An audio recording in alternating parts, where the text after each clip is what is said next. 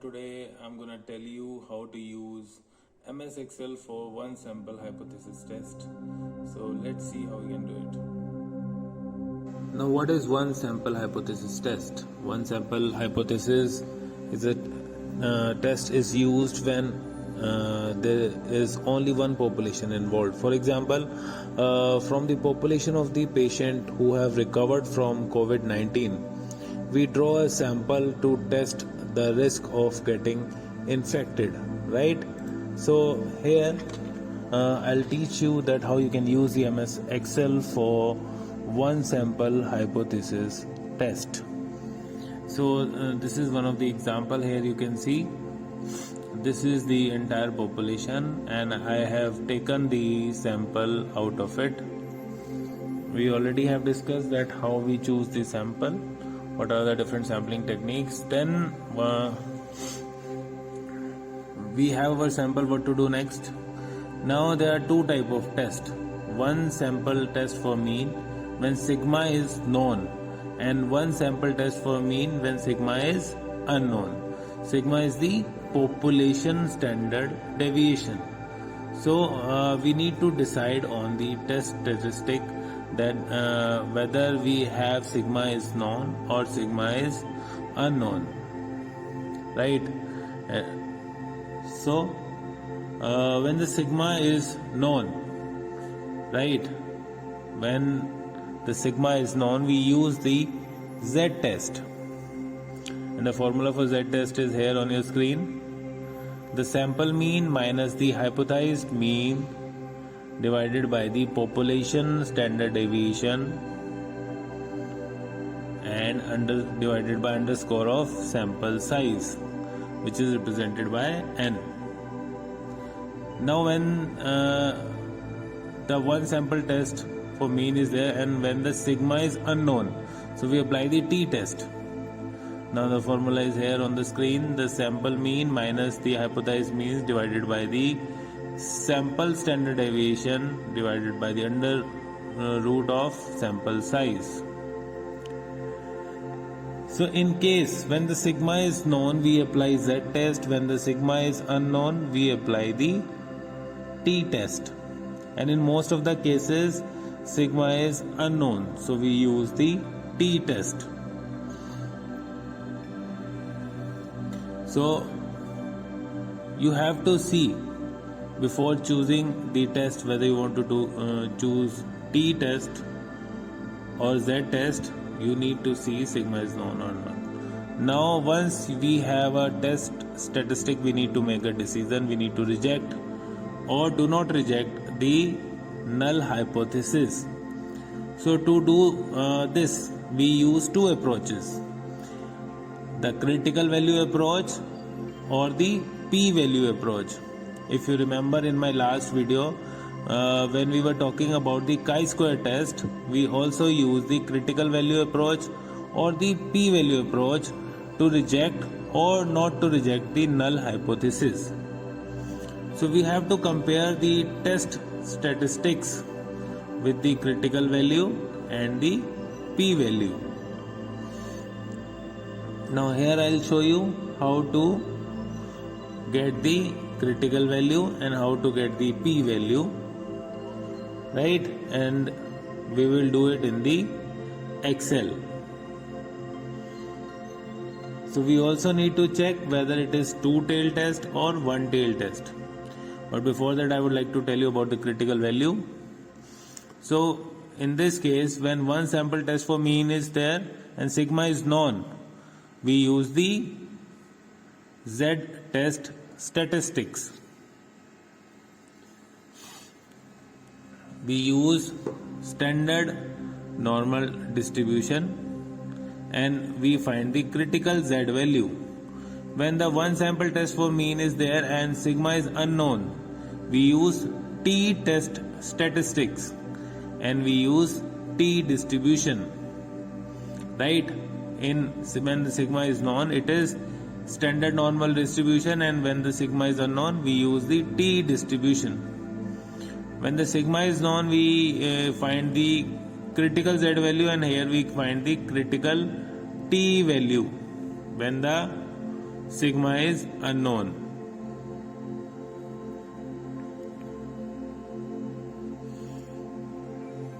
So here you can see the difference. Now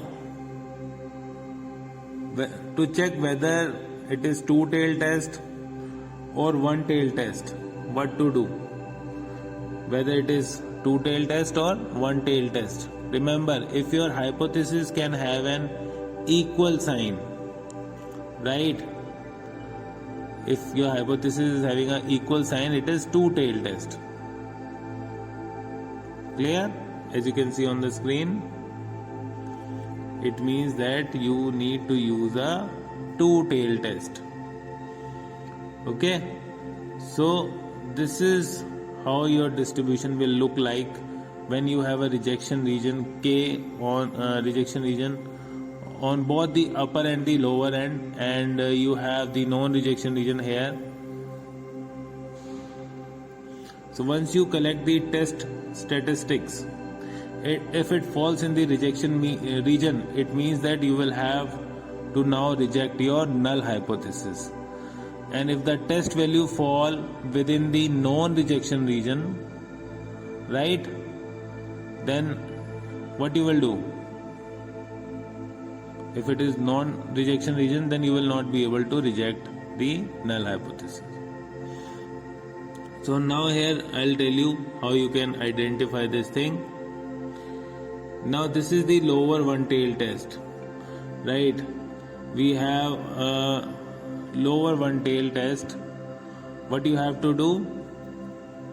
When your null hypothesis is greater than or equal to the test statistics, that is we call it as a null hypothesis, or we can say that when the alternate hypothesis is less than the test statistics. So that is the lower one-tailed test. Right here you can see this is the rejection region. There we will calculate the critical value. If the test statistic is less than the critical value, then we reject the null hypothesis. This is the rejection region. If the value of the test statistic fall here, which is non-rejection region, then we do not reject the null hypothesis. Right?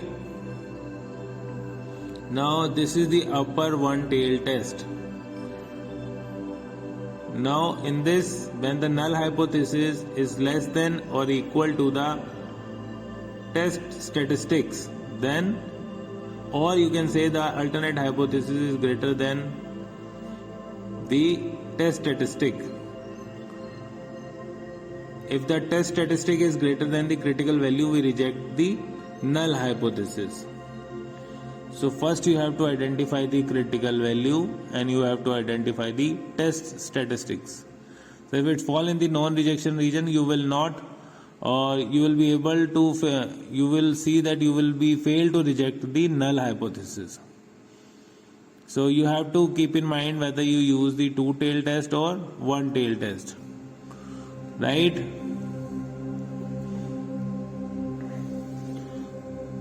So if now we will see, here you can see on the screen, if your alternate hypothesis is greater than the test statistic, if the test statistic is greater than the critical value, we reject the null hypothesis. Now this is one of the example you can see on the screen of the one-tailed test. A premium parcel delivery service in Malaysia that deliver legal document to overseas claim that it delivers within 8 days. The parcel company CEO received many complaints with regards to the delivery period, so he decided to collect a sample of delivery period from 50 businesses to investigate the issue. So here we state the hypothesis, right? As it's a premium delivery service in Malaysia, so they say that the mean is less than or equal to 8. So this is the null hypothesis. And the alternate hypothesis is that the mean is greater than the 8 days, means they deliver either less than or equal to 8 days or more than 8 days. So now here what we can do, here the sigma is unknown, standard deviation is unknown, so we apply the t-test. As I told in the previous slide, that one sample test for mean, when the sigma is unknown we apply the t-test. So here we do not have the two values, right? We do not have the mean, we do not have the sample standard deviation, but we have the mean, that is 8, and n is the 50. Now here our hypothesis is that to calculate the critical value, we will solve it with the help of the critical value approach. Our hypothesis is that it is mean is less than equal to 8, and alternate hypothesis is that mean is more than 8. Now this is the rejection region here. So we take the significance level of 0.05. The Excel formula is there to calculate this.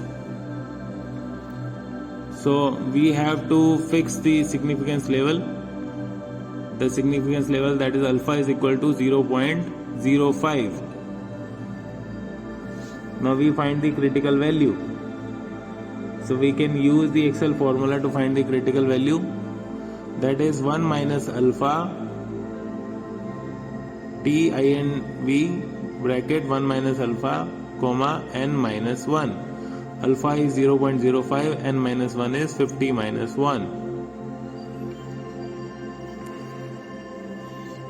So we have to calculate the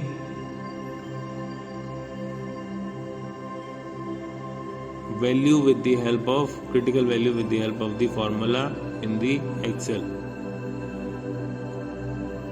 Now here we get 1 minus 0.05 is 0.95 and 50 minus 1 is 49. Now we are going to place this formula into the Microsoft Excel and determine what is the critical value here. So this is a hypothetical data, right? So this is the data which a sample which is collected by the CEO of the company. Here now we are going to calculate the critical value. We apply the formula, just type equal and t dot inv. Then you have to write the probability. Probability is 0.95 and degree of freedom is, if you remember, 50 minus 1, that is 49. So our critical value is 1.68. Now this, here you can look at the diagram, this is the rejection region, 1.68. So each label over here, now what we have to do next, that we have to find our t value. We want to see whether it falls in the rejection region or it falls under the non-rejection region in order for us to make a decision. So what we do next, we need to calculate our t statistics. So this is the formula on the screen. We only know the hypothesis mean. So we have to calculate the mean and the sample standard deviation. Now, what is the mean? How we calculate the mean? The formula is same. Just put the equal sign and just type average. Now bracket, here you have to select the data and we get the mean. So the mean that we get is 8.08. Now the next is that we need to, we have the hypothesis mean, that is 8. Now this is the sample standard deviation. The formula to calculate the sample standard deviation is equal standard deviation dot s. Then you have to select the data and you get the 1.54 as the sample standard deviation. Now your sample size is 50. Now we apply the formula in the t-test. Right, what we will do, we just type equal, right, then the first is the sample mean, select to the sample mean minus your hypothesized mean, bracket, then the divide sign, then we take the standard deviation, click to standard deviation, divided by square root. So we have to take the square root of 50. So we choose this SQRT bracket and is the 50 and just close the bracket and just enter it.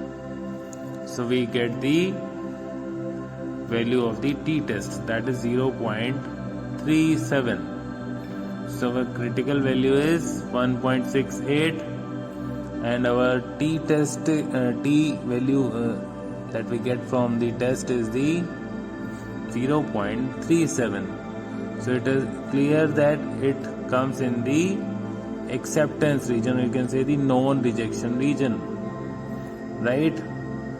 So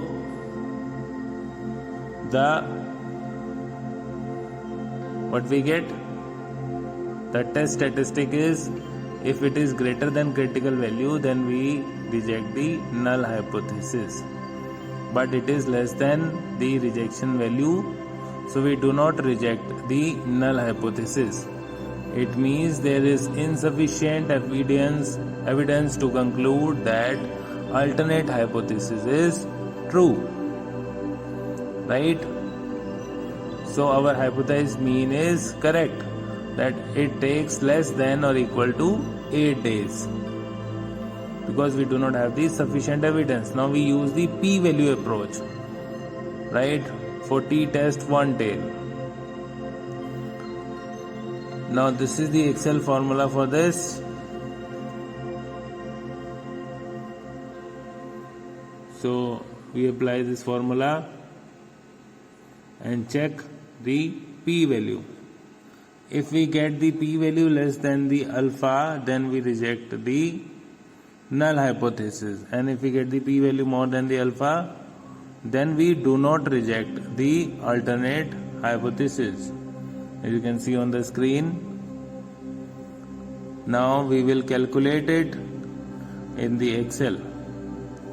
So if our p-value is, whether we check whether it is less than or greater than the alpha, on the basis of which we decide whether we have to reject or we do not have to reject the alternate hypothesis. Now get back to the Excel sheet.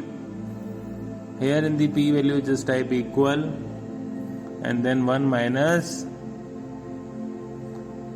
t dot dist, then bracket, then our t statistic, t 0.37, then the degree of freedom, it was 49. If you remember, we have calculated 50 minus 1, it's 49, and then close the bracket. And then, so here we get the 0.36 p value. Now 0.36 p value is greater than the alpha, right? So it's 0.36, it is greater than the alpha. So we do not reject the null hypothesis. This means that there is insufficient to conclude that H1 is true. So p value is less than alpha means we reject the null hypothesis, and if p value is greater than alpha, we do not reject the null hypothesis. So here there is insufficient evidence to conclude that H1 is true, right? So we do not reject the alternate hypothesis. Now there is another example on the screen. A 3-star restaurant in Kuala Lumpur on Sunday claimed that the mean meal waiting time is 15 minutes. A random sample of 40 customers were taken to test if the mean waiting time is different from the 15 minute. So here we state the hypothesis, that our null hypothesis states that the mean time is equal to 15 minutes, and alternate said that it is not equal to the 15 minutes. So the mean waiting time is 15 minutes. So a random sample of 40 customers were taken to test its mean meal waiting time, right? Whether it is different from 15 minutes. So we see what is different. So we use the t-test. Here sigma is unknown, right? Here we have the hypothesized mean and the sample size. The sample mean and sample standard deviation is unknown. So here we can see the critical approach. So our null hypothesis is that it is equal to 15 minutes. So where we have taken the significance level of 0.05, and this is the formula, the t.inv.2t. Alpha is the 0.05, n minus 1, n is the 40 minus 1 is 39. So we have the rejection region both on the upper and the lower here, right? Now we find the critical value. Formula remains the same, equal to t.inv 2t, then bracket, you have to type the probability 0.05, comma, the degree of freedom. Degree of freedom is 40 minus 1, that is 39. Just enter it, we get the 2.02 as the critical value, right? So this is the critical value in both the region, as you can see.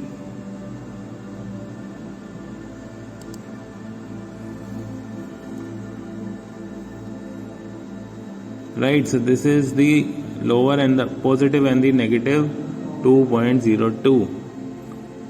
Now we have the critical value. Let's see whether we will reject our null hypothesis or we accept, we fail to reject the null hypothesis. Now we use the formula for the test statistics, the t-test formula. We have the hypothesized mean and sample size. We have to calculate the first, we calculate the sample mean and sample standard deviation, so that we can apply in the t-test. So here we calculate the mean, the formula is same, average, select the data and then press enter. We get the sample mean. Our hypothesized mean is 15. Our sample standard deviation is, formula is same, stdev.s, select the data, press enter, we get the sample standard deviation. Now we have to find the sample size is 40. Now apply the same in the t-test. You can apply the formula, equal, then take the mean, sample mean minus hypothesized mean divided by the standard deviation divided by the under root sample size, square root of sample size. Now just close the bracket and we get the t statistic, that is 4.67. Now 4.67 fall in the rejection region, right? So we reject the null hypothesis because this is a sufficient evidence to conclude that H1 is true. So we reject the null hypothesis. Now we calculate the t-test two-tailed by using the p-value approach. This is the formula for that. t.dist.2t, t bracket में t, comma n minus 1 if t is greater than 0. So here our t value is 4.61 and n minus 1 is 40 minus 1, that is 39. So if we get our p value less than alpha, then we reject the null hypothesis. Now let's calculate. Equal, then we apply the formula. T dot dist dot 2t bracket, then we type the t statistics, that is the 4.67, comma degree of freedom, that is 39, and then just press enter. So p value is 0.00. so what does this value says? Let's go back. So if you see the p value, we have got 1, it's 0.00, which is less than the alpha. So we reject the null hypothesis. There is sufficient evidence to conclude that H1 is true. Because p value is less than alpha, in that case we reject the null hypothesis. So here we reject the null hypothesis by using the critical value approach as well as using the p value approach. So this is how you can calculate the one sample hypothesis test by using the Microsoft Excel. Thank you so much. Goodbye. Take care.